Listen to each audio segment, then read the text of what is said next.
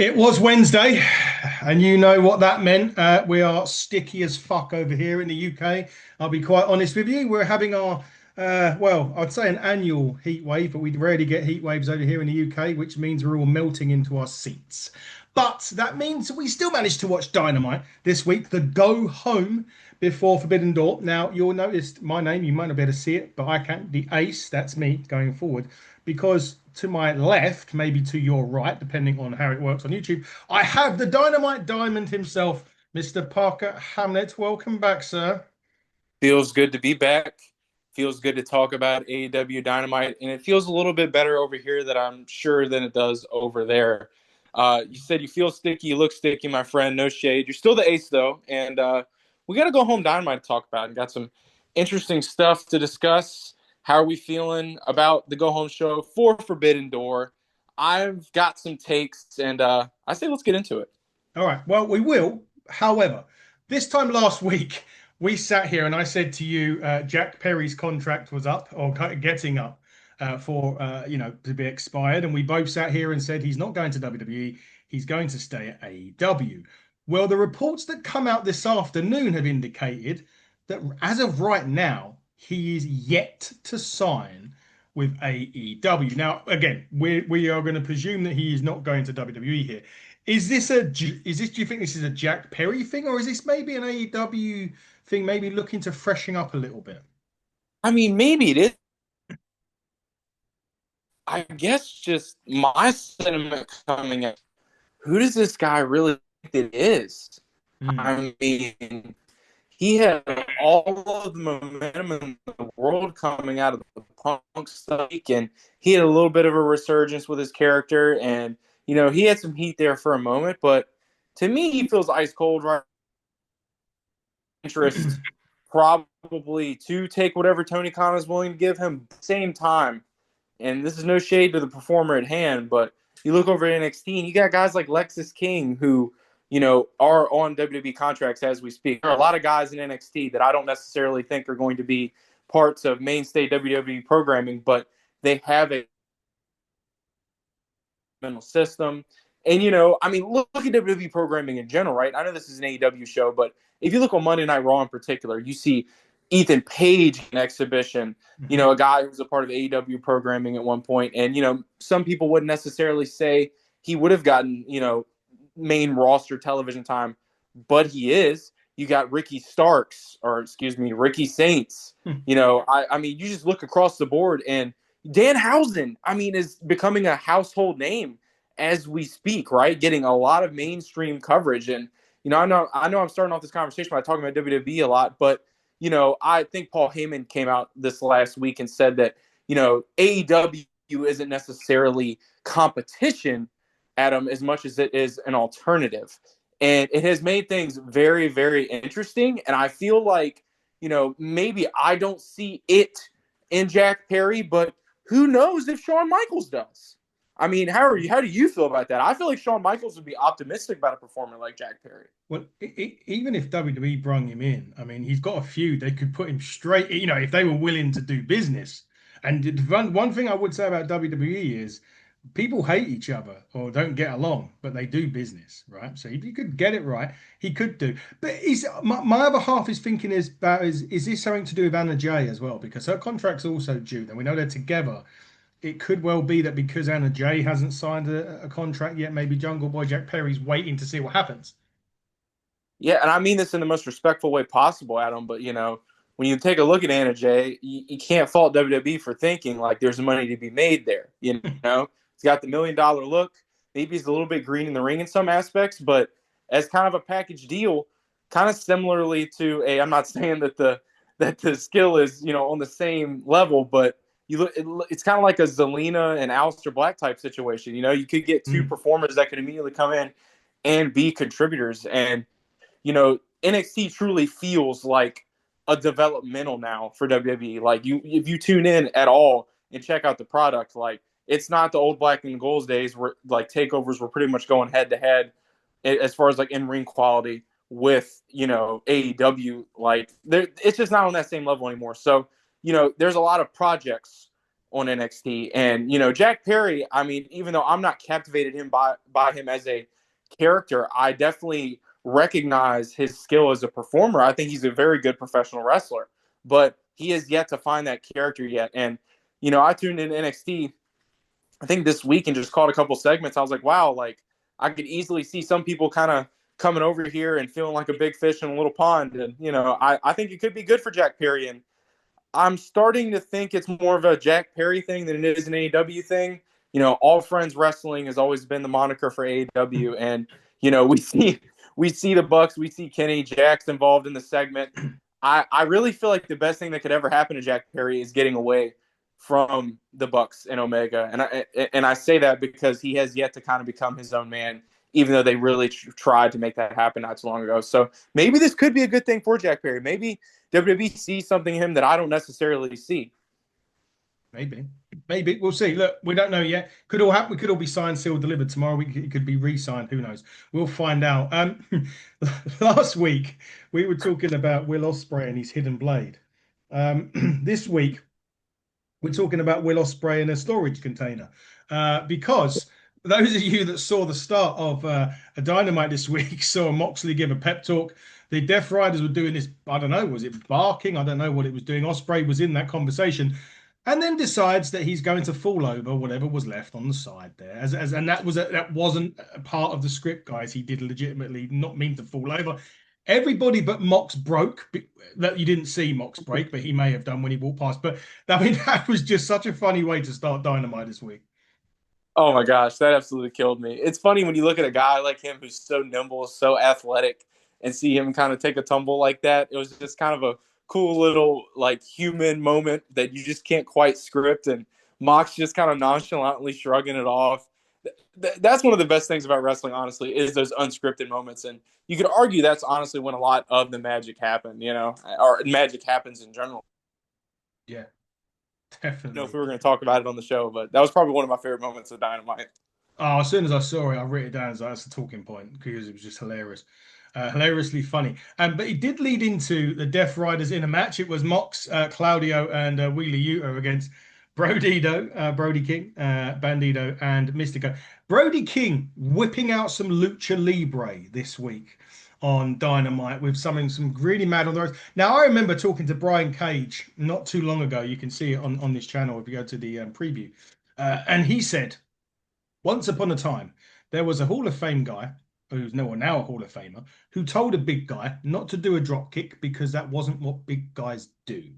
I personally thought that bit of advice was a load of shit because sometimes it differentiates the big guy from being a big guy. What's your take on it, and how did you feel seeing Brody King do a lucha libre spot on Dynamite? I'm not gonna lie to you, it was probably the thing that popped me the most on this episode, and that's because Brody King's like underrated athleticism is kind of an aspect of his game, like that I don't think he expands on a lot. Like last week, we were talking about how Will Ospreay's become a little bit more of a technical performer ever since he's Mm, been working with the Death Riders. I think it would be awesome for like Brody King to kind of open his bag a little bit more, expand his bag a little bit more, and get into that lucha craft and start doing some high flyer stuff. I feel like it could lead to some pretty unprecedented spots. And it wasn't it wasn't the most well executed spot I've ever seen in my life, but it was still extremely impressive nonetheless, right? And got a yeah. huge reaction out of the crowd. And pro wrestling is supposed to be fun, Adam. It's Yes. supposed to be fun. Like, don't get me wrong, you have your knockout, drag out, you know, bell to bell classics, but then you got to have your moments where expectations are defied, and it's that off the script stuff because people can feel when stuff is extremely rehearsed. And I just love the urgency of it and just kind of how unexpected it was, to be honest with you. And I like I said, I also took that down in my notes as well. Was Brody King lucha stuff popped me. I'm not gonna lie, I was a huge fan of it. I thought it was great. Castagnoli striking Brody King with the belt behind the referee's back. John Moxley capitalizing, rolls him up for the victory. With that being said, and going into this coming Sunday, obviously Bandito will be facing Mox on Sunday. Does that give away Bandito perhaps winning it, or does it leave it unopened still with this one? I don't think it necessarily telegraphs anything other than this is far from over. right? Because I Yeah. feel like these guys can go out there and have a 30-minute match and still probably not have a clean finish. And this is, to me, feels like a program that is going to kind of take place through a duration of the summer. I feel like this is like some faction warfare, if you will. And I feel Mm. like the Death Riders and everybody are just going to kind of go at it all summer at one another. And I'm okay with that, right?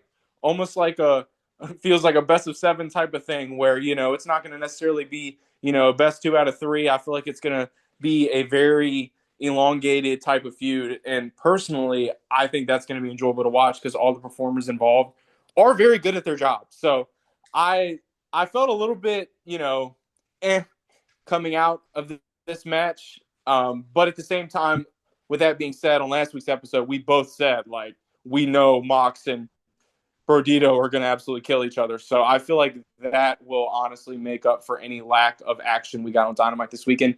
Just to kind of say it now and kind of give my sentiment, I gave this episode of Dynamite 2 out of 5 stars. I felt like this was a solid go home show, but it wasn't a good go home show. I feel like a lot of this was just go home stuff. And it didn't necessarily have a lot of great wrestling, but it still did have some highlights. So yeah, I gave it a 2 out of 5 on Dropkick. I wasn't exactly, swooned and more excited for the pay-per-view coming out of this Dynamite. But at the same time, I've told you time and time again that I feel like AEW could have the worst string of television in history and still probably go out and put on pay-per-view of the year in the same, month. So I try not to let that do too much of the talking.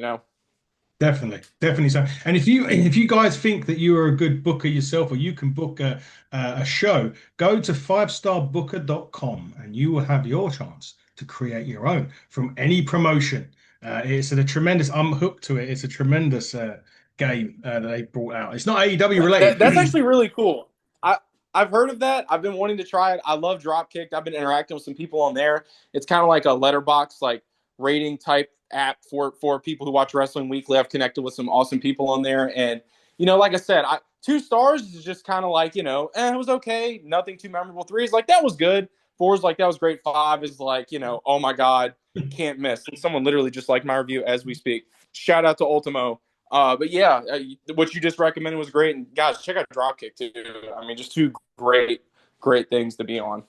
Yep, and you have just dropped your review on that as well, if I saw Twitter correctly or X correctly a little while back. So go I follow. did, I did, I There did. you go. Go follow that and have a look. Someone that was acting a bit strange this week was Orange Cassidy. When they were out the back, I don't know if you noticed this. They were talking. Obviously, they were trying to find Mark Briscoe. Briscoe wasn't there. They were talking about their hatred for the Don Callis family. Everyone left the promo spot apart from Orange Cassidy. And Renee asked him if he was okay. He kind of nodded, but he was scanning the area. He looked like he was looking for something or something was going on. What is going on? Was that just something? Was that just a funny thing, or was there something more to it that we're not reading into? Nothing happens on AEW TV for no reason. Mm, There's been some stuff on WWE programming not too long ago where you had some people wandering around in the background and there was really no payoff for it. I felt like with AEW programming, though, it's a little bit different. Um, I'm kind of blanking on his name right now. He was in Best Friends. He did the same exact thing during the segment with the Don Callis family. Who was in that Best stable? friends It was was Cat Trent Trent. or the other one. What was the other guy's name? Shit, that's Exactly. The one who yeah. had the singles push. Hang on. That's I've got it. It wasn't Trent then, was it? He was on TV forever, and I just He's feel kind like of I haven't retired now, right? semi. Yeah. Oh, hang on a minute. It's time to look at Twitter. It's time to look at the internet for this. I need to find Chuck Taylor. Chuck Taylor. So it's Chuck Taylor, and then what was the other guy's name? Just to make sure I'm not getting them mixed up. Brent Beretta. Trent Beretta. Trent's the one who's jacked, if I'm not mistaken. Chuck's Yeah. the one who we haven't really seen in a while. Yeah. Mhm. So Trent Beretta. I don't know if you noticed this or not. I actually forgot to mention this on last week's episode, and I took it down on my notes. If you notice in the Don Cal segment, if you go back and watch that right now, and this perfectly ties into what you brought up, by the way. If you look in the very, very background, they've got some steps behind them. At the very top, you can see Trent Beretta pacing by himself, not talking. So you spotted an Easter egg, and I spotted an Easter egg back-to-back weeks. If you don't believe me, pause this episode of Hidden the Turnbuckle and go check that out. And then look at the Orange Cassidy stuff. Something is brewing, and Is it a potential reunion? I don't know. Maybe we'll find out. But there is something brewing here, and where there's smoke, there's fire. Definitely. I got now. Yeah, you kind of mentioned it. I do. Yes, that could be. Or yeah, Orange Cassidy, Trent Barretta. Yeah, that makes total sense. Break away from Dynamite for a minute. Did you see the FTR thing at the weekend? I did not. What are we talking about? They have decided to take some time away from wrestling.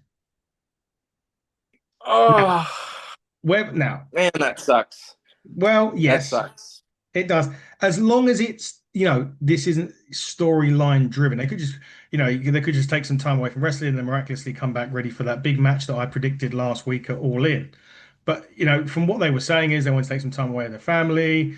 They've been wrestling for 12 straight years and all that, the usual stuff. But I don't know, do you sit on it as it could be something that they're actually considering, or do you think it's just some time off getting ready to come back for the match at All In? I mean, a lot like Cope and Christian, those guys aren't getting any younger. And there was a Yeah. time span, as you and I both know, where they were wrestling like maniacs on AEW television. So I don't really think it's out of the realm of possibility that they could be taking a break. But at the same time, the type of match that we're talking about them having, it's going to be very physically taxing on their bodies, especially at their age. So everybody involved is going to have to be in tip top shape coming in.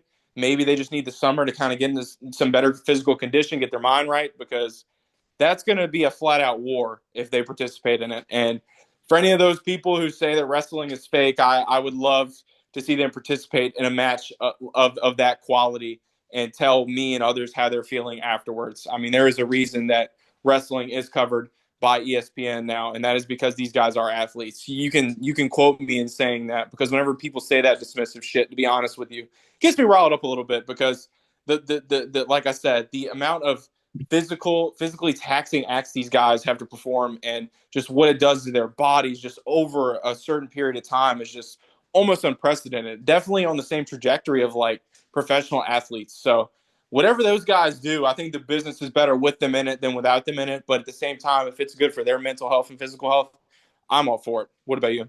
Yeah, I was when I read it, I was kind of surprised. Part of me kept thinking, yeah, it's probably just to have a few weeks off until maybe past redemption, and then they come back, start of August, maybe, just to build the program. I don't know, but I hope that they are back in time. As you say, though, they need to be in the right mental state, they need to be in the right physical state if they're going to go down the route that we think they're going to go down, which will be the ladder match, and we need to, or TLC even. So we'll see what happens with it, but we hope we want to see FTR back healthy, more importantly than anything else. So I hope whenever they're back, we'll see the top guys. But until then, it is top guys out for FTR for the time being, anyway. Well done. Survival of the fittest. TBS Championship. Now that is a match that is happening. We had a qualifying match on Dynamite. Marina Shafir, and well, there's a lot of things, a lot of people are liking about Hardy Cameron at the minute.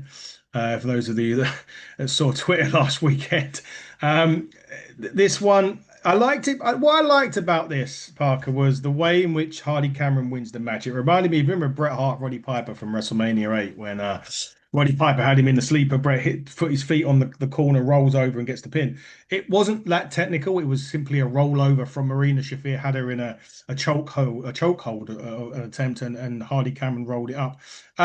Was you surprised at Hardy winning this? Although she did come out as Supergirl, they were promoting stuff. So was it just kind of like that's just a way to get that in there so that she wins and goes forward? Yeah, no chance in hell Supergirl's taking a clean loss on AEW television, especially the week of the release. I'm actually going to see that movie tonight, so I guess I'm a shameless plug just as much as she is. So Yeah. I didn't really see any other outcome happening. I thought the match was decent for what it was. I love seeing Marina Shafir get any type of in-ring time on AEW programming. I feel like she makes every woman she's in the ring look better. And, like you said, X loves Harley, and I'm sure Harley loves X as well. So hey, this seems like the Harley Cameron stock is going up. So I think this was beneficial for all parties involved. Do I think the match was anything to write home about? No. In fact, I think there was a better women's match on this card in particular that honestly I kind of want to talk about. But I thought this was decent for what it was, which ultimately was shameless promotion. Yeah, it was. It was. Yeah, and I know the match you're getting to. We'll get into that in a minute. What did you make of the Mercedes Mayer World promo with Forbidden Door? I feel like you are Team World, and I'm probably Team Monet on this one.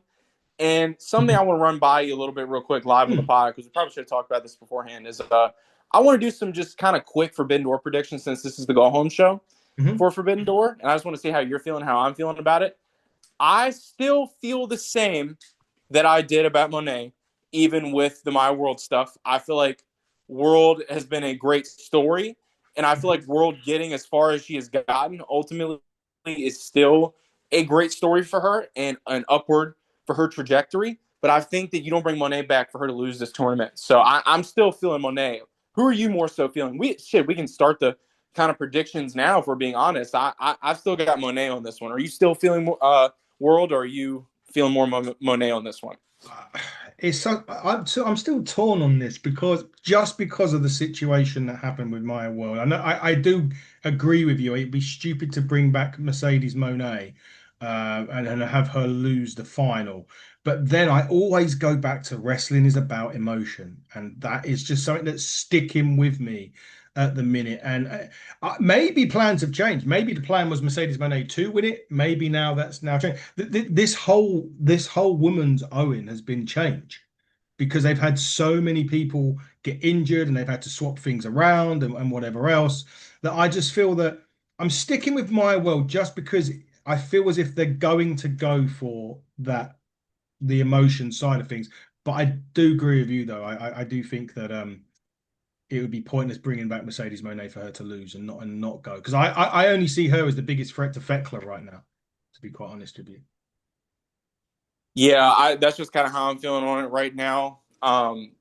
We'll do a quick rapid fire about Forbidden Door predictions probably at the end of this episode. So if you want to hear those, definitely stick around. Hope you're okay with that, Adam. I would just Yeah. love to kind of get that out there so that our takes are known. I feel like it's easy for everybody to hop on here and kind of go moment to moment of like, oh, this is how I'm feeling now. This is how Yeah. I'm feeling in this current moment, and then kind of change course. But I love the prediction stuff, and I think we should definitely run that if that's okay with you. But yeah, I Yes. thought this was still a really good segment, and I thought it was a really good way to build up to their match at Forbidden Door. It was, and don't forget, everybody, the podcast prediction league that we are in, and we are still top of, folks, right now. Majority thanks to me, I have to say, and that's not blowing my own trumpet. That is literally, but there's 10 of us in this league, and we're still winning it at the moment. So I want to keep it that way as well. So let's hope that I don't give any of my I will give my predictions away because we're going to do it at the end of this. But yeah, I do have every other podcast's predictions on me, so it's all fine. But anyway, Osprey El Fantasmo, ELP. I met ELP at Rev Pro back in 2023, I think it was. Once I'd got better, obviously, from my illness, I went to a Rev Pro show and he was there. I can't remember who he fought. It wasn't Osprey, I don't think. But anyway, they had a match on Dynamite this week. Look, we knew Osprey was winning this. This was, this was probably because of the Forbidden Door stuff anyway. But they did have a match at G1 Climax 33, which was probably better than this one, mainly because they probably had more time than what they had. This one felt a little bit short, but for ELP, man, I don't know if Tony Khan, if there's room in this locker room for another guy, but I think that ELP should get that graphic anytime soon if Tony Khan's has been watching. Yeah, I was pretty impressed with his performance. Actually, I would argue that this was match of the night, Adam. I would definitely make that argument, or if not, it's definitely up there. I felt like it was a really good exhibition for him, and there's a time where we were throwing up graphics for anybody who came on Dynamite and had even a remotely good match, and Tony was giving them a blank check, if we're being frank, and that's coming from a fan of the product. But I still feel like this was a really good exhibition for him. There was moments where I felt like Osprey was, almost going a little bit too fast for him. But then there were moments where I felt like he caught up and there was no latency whatsoever, and they were just going at it in what were really captivating sequences of professional wrestling. So I was still very captivated by the match as a whole. And, I was like, man, I want to see this guy on more AEW programming. And I say, why not? I mean, expand upon it, make this guy a household name. My ELP stock went up. Yeah, it did. He did. Oh, by the way, five-star Booker is creating a general manager mode. That's what I was talking about earlier on. The guy that made that game is doing the general manager mode for that game. Sorry, I'm going off on tangents with five-star Booker, but I'm addicted to it. Anyway, this match ended as the next match started. Will Ospreay won the Hidden Blade. Swerve and Danny Garcia was next. If anything, I think this stole it from Will Ospreay. This match for match of the night. I thought it was unbelievable. The house call on the outside from Swerve was just a thing of beauty. We said this last week, and we kind of said about Swerve being the one that got away from the WWE, and week after week after week, he proves that theory right. I mean, again, he was never going to lose this match, Parker, but Swerve Strickland, 6 years ago, you would have been like, who's Swerve Strickland? But we now know that it's his house and it's AEW. Yeah, it's his house, and rent seems to be due at Forbidden Door. And I am very much interested in seeing where our predictions lie because I that is a match that, as much as I think I already know who's going to win, like, Mm, you don't want to even see a guy like Swerve lose. And that's because, like, he's cultivated so much momentum for himself just as a performer. And, you know, this isn't the Swerve Strickland show. We've already spent a lot of time talking about just how great he is, but, he makes you believe everything that he does. And that, quite frankly, is a lost art in professional wrestling. And I definitely can't fault you because, I felt like the Swerve and Osprey stuff was the best go home stuff of the night. And that's not because mm, it was, produced that way, but because it just felt that way to me. And I'd be lying if I said that's not the match that I'm most excited for going into Forbidden Door. I don't think I've kept that a secret since I've been back on the podcast that Swerve and Osprey, I think, are going to have the best match at Forbidden Door. And we're at the week of, and I'm just as excited as I was a couple weeks ago when we first started talking about it. So I have 5-star aspirations for Will Ospreay versus Swerve Strickland, and both of these segments I think help cultivate that even higher. maybe 6 stars. Maybe six. Not a fan of the 6 stars. Can we just say that real quick? I don't want to go on a tangent, but not a fan of the 6 stars, right? Like, okay, anyone knows me, I'm a big curator. I have rating systems on all my apps, like Letterbox, Goodreads, like literally all the media I consume. I'm a big star guy, and I don't even believe in half stars, Adam. I think half stars are a cop out. If you're 3.5 stars, just go 4. But 6 on a 5-star scale, like calm down, Dave. Calm down. Take a breath, Dave. Take a breath, Brian, and just say 5 stars. It's okay. It's all the same shit. It Okay, I'm is. done. Pipe bomb Good. over. Oh, awesome. But I agree. I agree, by the way. Garcia sacrificed himself for Osprey during this, which was quite telling, really, with the Death Riders and where we're going to think where that may end up. So we'll find out with that. What did you think of the ring attire for Team DCMJF? I thought it was interesting. That's for sure. Um, they're calling it Team DCMJF. That's the like official moniker we got going. Yep. DCMJF. Wow, that feels held together by glue, like literally and figuratively. So I mean, it's interesting. I'm less and less interested by the Briscoe and Mhm. MJF stuff. And after our conversation on hitting the turnbuckle last week, make sure you guys go back and listen to that. We talked a little bit about how some of this maybe felt like some cheap heat. And after seeing this promo segment, or excuse me, this hype package for the match, I was like, wow, we're really just building this around someone's death. And, I'm like, all right, I guess we're trying to make that matter. And I don't know about you, but Andrade is just so clearly the next opponent for MJF that it's kind of hard to even really look where we're at. But hey, hope we have some fun moments in that match and I eat my words. Hope so. And Andrade's the next opponent. How you know?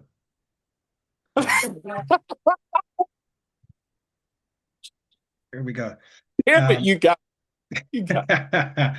we'll see. I do kind of agree, though. I think Andrade maybe either that or it's a ruse, and they're together and like they've been playing on it because everyone expects it to happen, and you know what it's like. Sometimes when you expect it so much in wrestling, they flip it 180. But I doubt it, but it could be. Yeah, how I know for real.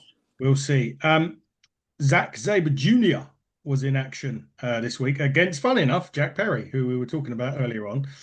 He does make Jack Perry tap. I mean, this kind of, if anyone wants to know what Zack Sabre Jr. is all about, this was this. But my opinion, though, Parker, if you want to showcase somebody ahead of such a big match at Forbidden Door, and I didn't mean to say I wanted this match to be a squash, but sometimes matches need to be 70-30, 80-20. This was very close to 50-50, and I don't think it done Yes. ZSJ any justice. Oh, I'm so glad you said that. You know who's like being booked properly right now in professional wrestling? And I know this is weird for anybody who's known me for a long time and has known me since the last time I was on this podcast, but on WWE programming, Obafemi is just leaps and bounds above everyone he's facing in the ring, and he's destroying everyone physically and verbally, and it doesn't necessarily feel close. I really feel like that's what should have happened here with ZSJ. I feel like you should have brought Jack Perry into this match and quickly shown audiences over here who are not familiar with ZSJ and just how damn proficient he is and how great of a technical wrestler he is. Show out of Jack Perry's depth he really was in that situation to go against a technical wrestler, with the prowess, and I mean prowess, of Zack Sabre Jr. And I feel like you said, like, why make this anything less or more than a 70-30? Like, show the type of talent, show the type of threat, like, that Zack Sabre Jr. is. Like, or else audiences over here are just not going to care. But then again, they know who they're appeasing. And I guess I don't necessarily expect more in that instance, but I'm in the same camp as you on that for sure. Like that, this should have just been a I'm gonna snap this guy's leg off or break his arm type of match, and you could have made a whole angle out of it, and you would have seen more out of Jack Perry. But instead, we got some half-hearted, half-competitive match when we could have really had a hot angle for the pay-per-view. Yeah, definitely so. That quickly followed Young Bucks against TDMK. For those of you that don't know, that's the Mighty Dogs Neil or something like that, or something along those lines. I think that's what the team name They is. don't know good. Yeah, indeed. Another win for the Young Bucks in this. This was more about the end of it though. Zack Sabre Jr. comes back in. He tried to they tried to beat team up on the Young Bucks. Omega and Jack Perry come in and make the save. I got a thing, Parker. If you're gonna do a forearm strike battle, fucking lay it in.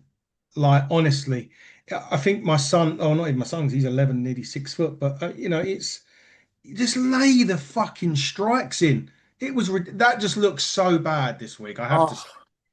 couldn't agree more. Don't want to spend too much time on it, but the Red Velvet match, the hardest hitting match on AEW television this week that I saw was between those two ladies. It was Mm. extremely stiff, and it honestly made me gasp. If you don't believe me, go check out that match with that Red Velvet. I can't remember the name of the other performer off the top of my head. I have it in my notes. I just don't have them on me. But ultimately, I still thought that was the stiffest thing I saw. And like you said, if you're going to do it, do it. Yeah, Just do Jesus. it. Just do it as the Nike slogan says, right? Just do it. That's Nike or Nike, what do you want to call it? Queen Anamata is the person that you're thinking of. It's the person That's that it. took on Yep. Red Velvet in one of the hardest hitting women's matches you're likely to see in this. Queen Anamata got the victory. I did say though, Tony Schiavone, I don't know if he got this right. He put over a little Red Velvet Frog Splash as impactful, but I felt as if you could see her land on the mat first in some. Oh, yeah. Going And the back, production. Ooh. because going back Yes. to I Shot. know, I know you mentioned WWE, but if you look at Montez Ford's one on Raw this week, he does it and then does a forward flip. That's the impact that he got from his one on Raw. And I don't like to do the breath, but I mean, anyway, look, Anamata wins. She goes on, but as you say, one of the most hardest hitting women's matches we've seen in AEW in quite some time. Yeah. Couldn't agree more. Probably one of the highlights of the night. And the women doing it better than the men. So shout out to them and shout out to her. Sorry for butchering her name, but she's definitely on my radar after this. And like you said, horrible production on AEW's part for kind of highlighting some of the illusion of what is supposed to be, better choreography and, better execution. But, sometimes that stuff happens, right? But Yeah. we digress. We do indeed. I remember me and David about 18 months ago was saying about Queen Anamata, maybe even so Red Velvet, and just saying it's more Queen Anamata because she was going through phases of not winning matches, and we said that she's got something, but they need to start making her win because the whole value of a person, if you keep losing week in, week out, the value of that person drops. And we were saying about 18, maybe longer ago that the Queen Anamata had something and finally getting the chance for it to come to fruition a little bit. Yeah, and if that manifests itself into something bigger, I'm all for it. we're talking about a couple performers maybe hopping over to AEW, making the women's division better, and let's cultivate that homegrown talent as well. Because I feel like with her, like you've got some performers there who have something, and if you can capture lightning in a bottle, who knows where you go from there, right? I mean, we see Yep. them. We saw them pour into Jade Cargill forever and got literally no return on investment for that. So if anything, let's pour into people like her or performers like hers that can actually, work. So all for it. Definitely, I'm looking forward to seeing who else is in this. So I was thinking, just shout out Deonna Purrazzo, by the way, injured this past week in her match. So hopefully she's. I mean, I saw her in a cast or some form of cast along her foot and leg. So hopefully she's a champion still, of course, one of the pure champion, of course. And as a shameless plug, you can see my interview with Deonna Purrazzo in the playlist. So make sure you check that out. I did find this Nothing next week. wrong with a shameless plug. Oh, Nothing wrong with a we shameless plug. there's a load of shameless plugs on this. Trust me. Every show there's some sort of shameless plug. I did like this was quite funny on this. They were interviewing the Bucks, and all of a sudden we turned and Cope and Christian and the dogs are having this big brawl. What I found funny was midway through the brawl, I think it was Cope and Cage turned to the Young Bucks and go, "You good?" And they were like, "Yep," and then they just continued with the dogs. Look, is this the thing? And I don't mean this disrespectfully to the dogs, but are they just trying to make chicken salad out of chicken shit because we know where it's They going? are, but they are. They are. Yeah. And you know what? Like I'm not a fanboy. I like good professional wrestling, and I like when people who are worthy of opportunity are given that opportunity. They are quite Mm. literally trying to turn water into wine in this situation. And I just don't think that they can. And unless they go out and have just what is a instant classic, I don't think this is going to change the stock for the dogs, but so much, right? I just feel like Cope and Christian are just eons ahead of these guys. Like I look over on WWE programming because I do compare because there are some similar plot points and trajectories. You got Paige and Bella. They're kind of putting over some younger talent who I feel like is probably going to get over before these guys do, and that's in the women's division who are not getting nearly as much programming time as these guys are. But yeah, it was a funny moment, right? But Yeah. I feel like this is a very forgettable feud, and like you and I said, they're kind of just killing time. I mean, that's kind of what we saw on the show last week, right? Yeah, yeah, we did. You're absolutely right. That is for sure. Look, main event, Ricochet, Takeshita. Obviously, this is leading to Forbidden Door. We got what I call the classic brawl thing at the end, everyone hitting their finishers. This was, old school Attitude Era stuff. It used to happen pretty much week in, week out on Raw or SmackDown going into a show. I just thought this was a great way to close it, Dynamite. And as you rightfully said, I think at the start, good but not good, but could have not say could have been better. But as you rightly said, this was a solid, if unspectacular, way to go into Forbidden Door. Because normally, as you end a show, yes, they had a lot of great stuff, all these finishes are happening, but you want that show to end and think, shit, I need to watch Sunday. I don't quite think it got there. If you're waiting for a show to Oh, end and then pushing it forward. For me, if I was watching this show and I hadn't seen the build up to Forbidden Door, I may be reluctant to spend my money on Sunday. Only the fact that our AEW hit home runs on their pay-per-views. this was a 2-star episode of Dynamite. 3 means it was kind of worthy. I've already explained my rating scale. That's not the Yeah. damn point. The point is that this doesn't put more asses in seats. You do a hype package like I mentioned earlier, and then you have this big main event, angle with this huge brawl. And I get that it's like, professional wrestling 101. But at the same time, it doesn't necessarily build any hype.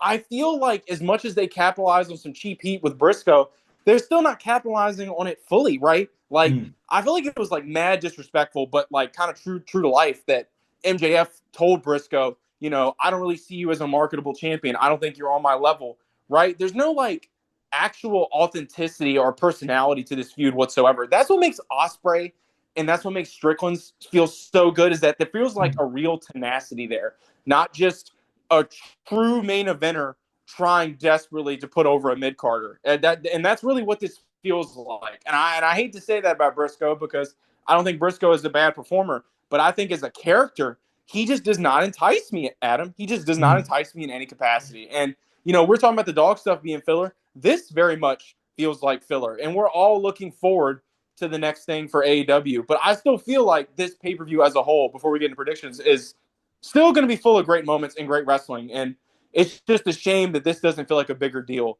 because it feels like it should be a way bigger deal than it is. Yeah, definitely. So just before the predictions, Tony Khan's on the media call right now, and he said that a number of stars have been affected by visa issues right now. Beast Mortos, Commander, Hichichero, Gabe Kidd. Dave will be proud of me pronouncing Hichichero right, by the way. Gabe Kidd and Mark Davis are all suffering from visa Ooh, issues right now. It seems to be a problem right now. Joe Hendry the same on Raw as well, on WWE television. He only come on this week because he's allowed to wrestle in England right now, obviously. So yeah, that's so unfortunate. yeah, hopefully they'll get it sorted. Anyway, look, right, okay. Forbidden Door predictions. Pre-show, Divine Dominion against Thunder Rosa and Olympia. We know where this is going, right? Yeah, we sure do. I think I'm going Thunder Rosa on this one. What? How are you feeling? You're going Thunder Rosa and Olympia on this? Yes, I am. That's how No, my, that's what. oh, Why am I wrong? Why am I wrong? well, A, this is on the pre-show, and tag team championships very rarely change on the pre-show, and two, I don't see. Well, I'm looking at believability here. I look at Elena Cross and Megan Bayne the same way I look at Fekler. Right now, there's nobody that can touch him. Well, Maybe there isn't. Maybe they want people to check out the buy-in. I gotta have one kind of just outlandish pick. I have to. yeah, That's just what I gotta fair. do. That's gonna be my bold one. I'm gonna go Thunder Okay. Rosa. Hence my shock when I said we all know where we're going with this, and you chose the absolute opposite of what I was thinking, which is great. This is Someone's got still to make different. bad decisions. Let me take swings, right? Yeah, of course, absolutely. You can take as many swings as you want. You're wrong, but you can take as many swings as you want. Right. Anyway, let's move on to the main card. Look, we've already said this. Cope and Christian have beaten the dogs. I think that's a guarantee, right? Oh yeah, absolute guarantee. And that's for the titles, correct? Absolutely. Yeah. Yeah, I just don't. I mean, it just from a pure booking perspective, I just don't really understand. I know this goes completely the opposite of what I said, but that was kind of my wild card pick of Forbidden Door. I'm Mm. going Cope and Christian because, to be honest with you, I don't even really want or predict that could go any other way. No, it has to go that way. But it's their first title defense as well, so they're not losing their first title defense. Anyway, Young Bucks. This is a three-way tag. Young Bucks versus El Sky Team, Mystico and Mascara Dorada versus Unbound Co, Shingo Tagagi. Fuck knows how that is pronounced, and Titan. Uh, uh, Bucks. Yeah, I'm feeling Bucks, and it's not because I don't think other performers could squeak out a win here in some by any funky means. But honestly, this could really go to any party. But I'm going Bucks. Yeah, Bucks for me. I don't see it any other way in that one. By the way, this match list is being it's the Wikipedia match list. It's that order. We're not saying this is the order of the pay-per-view because yes, people have moaned that we've done a card before and with the matches are out of order. We're running it through Wikipedia, guys. Seriously. There's a lot more things to complain about in the world than a fucking match card, right? Anyway. Mox and Bandito. This is a tough one for me. I'm gonna say Mox, but I wouldn't be surprised if it goes the other way. You're swinging Oh for God, Bandito here, aren't you? I my brain says, how could this feud stretch out with any stakes? Hmm. And I feel like if Bandito squeaks out a big win against Moxley on a major pay per view, some could argue it's not a major pay per view, but it is me, damn it. If Bandito squeaks out a win here, it adds to the story, it adds to the tension. So I think I'm going to go Bandito, even though I love Mox and to me he's literally the ace of AEW. I think Bandito kind of has to win this. Yeah, I wouldn't be surprised if he did either, to be honest with you. I think the next one kind of seals itself though. The IWGP Global Heavyweight Championship, Shota Amino versus Pac. I can't see Shota losing this championship to Pac on this show. Yeah, no dice. I mean, Pac's quite frankly a professional jobber in this match, and he's gonna make it look damn good. So I'm going Shot Umno as well. I think we're both in the same company on that. And I think we're both going to be in the same company as the next match, Fekler versus Starlight Kid. I don't see the person I see stopping Starlight Kid's the winner of the Women's Owen, whoever that is, which we'll get to in a minute. But I've already said for weeks and weeks and weeks now, Mercedes Moné is the only one that's stopping Fekler. Yeah, and honestly, earlier I just think that Thunder. I know I'm going back to my bold pick for a second. I think it wouldn't be surprising for me for Thunder Rosa and company to like get a win in that situation just because of that main event pedigree of a performer like Thunder Rosa. And same honestly with this as well. Like Thecla's just too big of a star to lose, in my opinion. And like you said, I think really the only trajectory or warpath we're on is between Monet against Thecla. So I'm taking Thecla as well. Yeah, and now we go to the women's one. I'm going to stick my neck out. See, this is my swing, right? You had your swing earlier. This is Swing my sounds one. better than wild card, so I respect that. Yeah. I'm shooting for the fences for my world. I'm going for the whole thing about the emotional thing in wrestling. I know you're going to say Mercedes, and I get it. I do agree, but I just feel that they're going to go down that route on this occasion for me. I understand. I think that they're going to go the cheap emotional route with Briscoe and company. Got it. And I think that, and we're getting a little bit ahead of ourselves, but I could understand why you would make that decision and go my world. I am going Mercedes Monet, and that is because her and Thecla is an outstanding matchup. It's a pay-per-view match waiting to happen. And we've got a certain someone maybe making their way over to AEW, and what better time for them to show up and have a face-to-face than after Mercedes Monet pins them. So I don't know. I'm feeling Monet and Thecla, and I just think that at the end of the day, the CEO is going to come out on top, and that's a little bit of my bias speaking, but that's just what I think. We're going for a Bailey Monet face off at some point. Yes, Yeah, it's in the books, in the it's got to card. happen. Excuse me. Got to happen, isn't it? Got to happen. Gotta happen. Omega and Zach, I think we're both hitting Omega on this one, right? Oh yeah, for sure. I think the storyline right now, to keep it brief, is Omega's a battered veteran, and ZSJ is basically calling him Unc and telling him to stay out of the hospital. And I think that Omega comes out on top here, but I think it's going to be absolutely fantastic of a match. Yeah, it will be. And in the words of Zach Xavier Jr., he said, "Stay out of hospitals, darling." That's what he said this week. For those of you, Oh yeah, great comeback by the way. I just short and sweet to the point. Yep, absolutely. I did like that myself. In probably what will be the match of the night, Swerve Strickland, Will Ospreay. I think we both expecting Will to. It's going to be close, right? This one will be close. What I hope more than anything, Park on this, I don't want any outside shit going on in this one. I think there's going to be outside shit, Right? and Yeah. that's what's gonna. Because to me, like, well, do you think there's going to be a situation where maybe Will is going to get help from the Death Riders that he doesn't necessarily want? You think there's a situation at all here where Swerve goes over because the Death Riders interference? Because I could see Will giving a little bit of pushback, or do you think it's going to be more of a dilemma of Will winning because of the Death Riders, and then there's a struggle because of that? Because I feel like there has to be some type of tension coming out of this, and if it's completely clean, there is no tension because you still got to keep the storyline alive. Yeah, I don't. This is where it was. A part of me was thinking Callum Newman could get involved as well because there's been teasing some tension in the United Empire with him kind of being teacher student. That's where I thought we were going. But then it would mean Will wouldn't be in the finals of the Owen and wouldn't win the Owen, and we're all expecting Will to win this and go to All In. What could happen at All In potentially is going to All Out is that maybe Callum Newman cost Will Ospreay the World Championship at All In. That could Yeah, happen. I mean, I just think there's going to be some shenanigans, and I don't think Mm. Swerve loses this completely clean. And I'll be very interested to see how it happens. But I'm the same camp as you. I think Will Ospreay's coming out on top.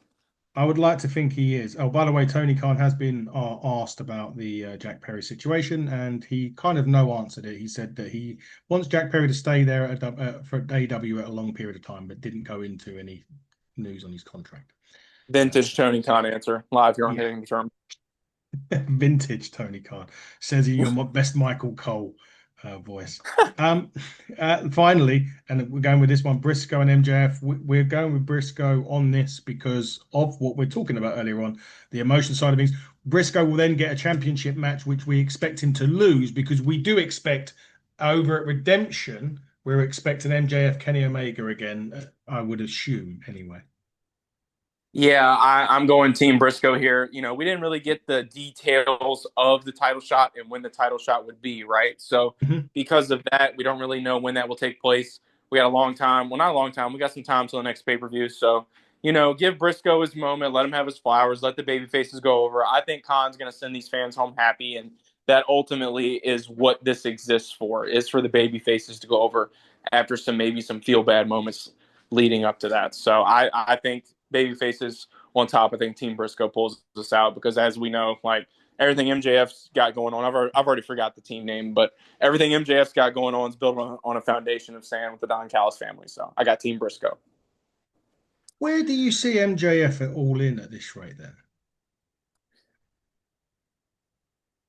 That's a great question, and I'm still kind of ruminating on it. What about you though? Like, how are you feeling? Because I think I know, but I'm kind of curious of your answer as well. The I can see him and Andrade as long as they're playing this. As long as maybe Andrade cost them the match, right? Maybe that's how they lose this match somehow. Something to do with Andrade doing something, and then MJF then still has a championship. Kenny Omega beats him. The only thing I can see really is him and Andrade. I can't see anything else at this moment. Then I ask the same question about Darby Allin. What does he do at all this? Exactly. So he's been kind of a no-show ever since the Kevin Knight stuff. Hmm. We still don't really know what's going to come of that. I think Tony, as a booker's keeping some stuff up his sleeve right now intentionally. I think we know where we're going. We just don't know how we're going to get there. Yeah. Um, I think no matter what MJF does, it's going to be great. I think no matter who he's working with, it's going to be entertaining. So I don't really think MJF's the kind of guy that you have to worry about like necessarily putting with a bad performer. I mean, at the end of the day, like he's going to make it work. He's not going to have. He's always going to turn water into wine or whatever you said about chicken salad and chicken shit earlier. He's going to make it work. So I have no doubt that MJF without triple whatever or not is going to be can't miss television. So It will be good. Good news for JR. He's going home on Tuesday after spending 3 weeks in the hospital after a fall. So good old JR. Good to good see for you again. JR. Good. He had a phone call with Needs Stone that. Cold Steve Austin today as well, by what he was tweeting. I Good. always like to view Twitter on this, but look, this was as you say, it was a good one, but it could have been better Dynamite. Good with unspectacular Dynamite. But talking about spectacular, let me bring you to my guests in about an hour and a half's time. I'll be sitting down with Kira Hogan, former double TNA knockout, two-time TNA knockout champion. Our NWA run to 78 runs straight through the NWA World Heavyweight Champion, Billy Silas Mason, and the Women's World Champion, Tiffany Nieves, will be coming up on this show as well, as will Joe Gacy. And the original bro, Matt Riddle, will be on this show very, very soon as well. Now, last week, I sat here, Parker, and I said to you we had 7,000 followers on Facebook. That was last Thursday. Fast forward this Thursday, we're now at 8,274 on Facebook. So 1,200 Oh, more. I forgot to mention TikTok. We started off the year on a measly 200 likes. We're now on 23,300 likes on TikTok as well. And finally dropping tomorrow ahead of Slammiversary, the System, Brian Myers and Bear Bronson come in for a chat ahead of the triple threat ladder match at it, Slammiversary. So it doesn't matter what you watch, who you root for. We got something for everybody. we Quite do. literally, every promotion We getting do. coverage here on Turnbuckle, and the momentum is very real. It is very real, and We do. man, just some of those interviews, I'm just gonna say now are gonna be can't miss. I know Adam's gonna absolutely knock it out the park. Make sure you guys are liking, you're subscribing, you're sharing, you're reposting, just anything you can. I mean, we're trying to get it all across the board here on hitting the turnbuckle. There is no loyalty to one promotion in particular. We just love professional wrestling as a whole. And shit, I hope you guys if you're still here, I just hope you had a good time listening to us talk about Dynamite for the last hour. But it's not the only thing we got going in the professional wrestling world this week. Got some exciting stuff coming up, man. Glad you could share it on the show, and some stuff we still can't share yet. So, Mhm. like I said, momentum's real, man, and had fun talking about Dynamite. Indeed. So same here. This weekend, obviously, we have got Night of Champions on Saturday. We've got Forbidden Door and Slammiversary on Sunday, where we could see the TNA debut of Apollo Crews. You heard it here first on this channel. So keep it locked. HTT buckle everywhere from the Dynamite Diamond. I've been the Ace, and you have been watching the Hitting the Turnbuckle podcast. And until next time, everybody, stay elite and goodbye, everyone.